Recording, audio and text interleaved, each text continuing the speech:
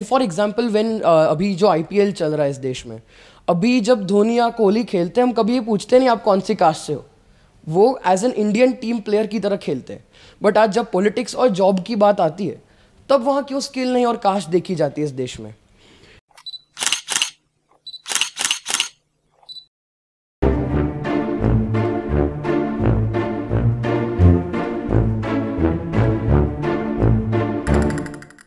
Hello and welcome to another episode of the Fact Flashers What Youth Wants.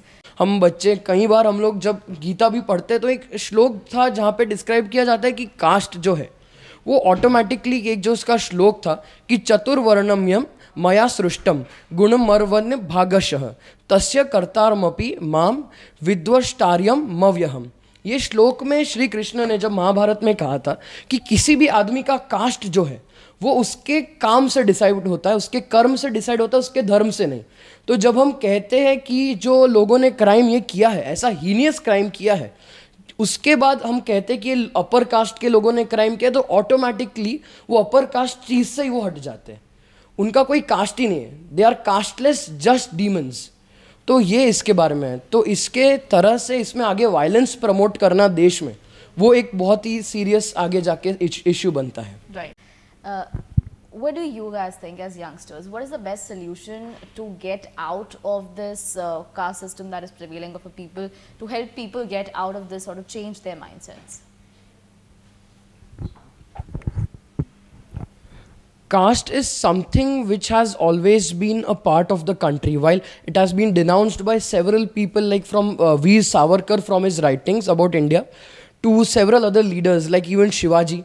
Nowadays, when for example when अभी जो IPL चल रहा है इस देश में, अभी जब धोनी या कोहली खेलते हैं, हम कभी ये पूछते नहीं आप कौन सी कास्ट से हो। वो as an Indian team player की तरह खेलते हैं। बट आज जब पॉलिटिक्स और जॉब की बात आती है, तब वहाँ क्यों स्किल नहीं और कास्ट देखी जाती है इस देश में। इस कास्ट सिस्टम के कारण वो एक तरह से, जब स्वामी विवेकानंद ने अपने वेदांता समझाते टाइम कहा था कि कास्ट इज़ नॉट समथिंग जिसको रिलीजन ने जन्म दिया है, इट इज़ समथिंग जिसको सोसाइटी ने जन्म दिया। It is a social entity rather than a religious entity.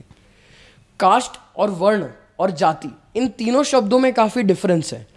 कि जो वर्ण जाति है वो हमको पहले से मिलती है, हम जो है हम ह्यूमन है, वो पहली हमारी जाति है। वर्ण है वो हमारे कर्मों के हिसाब से डिसाइड होती है। सो राइट फ्रॉम द चाइल्डहुड हमें बच्चों को अगर हम लोग सिखाए, जो एक चीज़ मैं मानता हूँ कि जो हमारा कंट्री है उसने सालों साल से जो बैकवर्ड क्लास है उसका ऑपरेशन कम करने की जगह उनको ऑपरेस्ड होने के लिए अवार्ड्स देने में ज़्यादा विचार रखा है।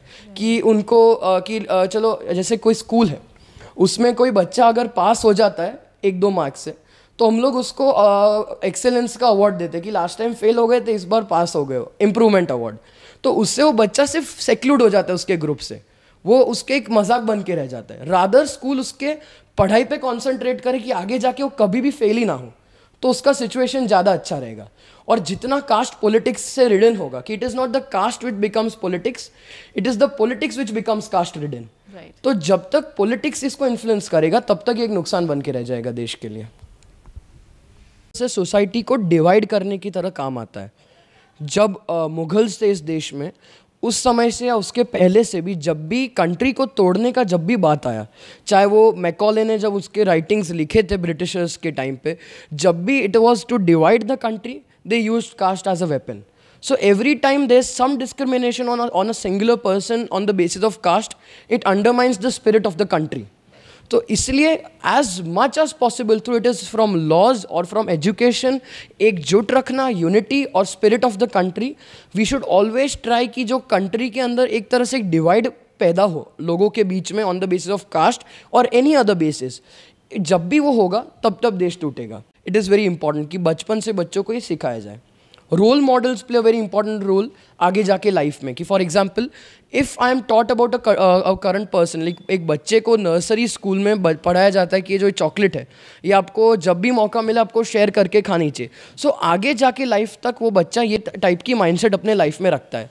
So such role models, like अभी भी we have such problem with education weight is at the most minute level. आज कोई बच्चा है, उसको एजुकेशन में हमेशा एक मेरे पर्सपेक्टिव में वीक विमेन उसके बारे में एग्जाम्पल दिया जाता है कि like the women which were queens of someone, कि अकबर की queen Jodha, any example related to that, rather it is Noor Jahan or any queen, वहाँ पे in Indian education it is very necessary कि the children are introduced to strong women which have ruled the nation from Razia Sultana to Rani Chennamma, the Rani of Kittur and several other queens which have ruled the country. तो लोगों के अंदर बचपन से एक image बनेगी of strong women, of respecting them and even such role models. आज काफ़ी एक आए थे रूलर्स जिन्होंने पूरे कंट्री को मैसेकर कर दिया, काफ़ी सारी विमेन के साथ काफ़ी ख़राब काम किया and now there are actors naming their children after such rulers and इस तरह से रोल मॉडल्स भी काफ़ी तरह से इन्फ्लुएंस करते हैं. सो एजुकेशन की तरह से काफ़ी उसका रोल मॉडल प्ले करना, जो रोल है वो इम्पोर्टेंट रहता है फिर. Right. Thank you so much everybody for being here with us. So these were youngsters and these were their opinions on what is currently happening in the country. Now with this and a lot more that you need to know, make sure that you stay tuned to TFF. Thank you.